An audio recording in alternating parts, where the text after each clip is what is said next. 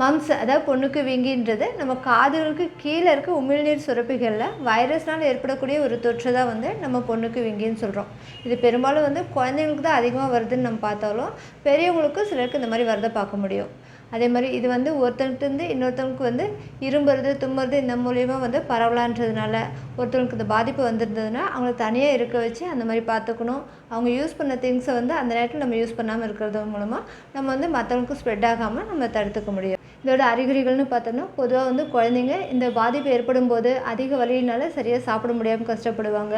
அதே மாதிரி உமிழ்நீர் சுரப்பிகளை அதிக வலியோடு சேர்த்து வீக்கம் இருக்கிறது, கன்னங்களில் வீக்கம் ஏற்படுறது, அதே மாதிரி அதிக காய்ச்சல், தலைவலி, உடம்பு வலி, சரியாக பசி எடுக்காமல் இருக்கிறது அந்த மாதிரிலாம் இருக்கும். ஒருத்தவங்களுக்கு பாதிப்பு ஏற்பட்டிருக்குன்னா கண்டிப்பாக அவங்க நல்லா ரெஸ்ட் எடுக்க வைக்கணும். இந்த வலி அதிகமாக இருக்கும்போது வீக்கம் இருக்க இடத்துல வந்து ஐஸ் பேக் ஊற்றணுமோ இல்லை சுடு தண்ணி ஊற்றணுமோ அந்த மாதிரி கொடுக்கலாம்.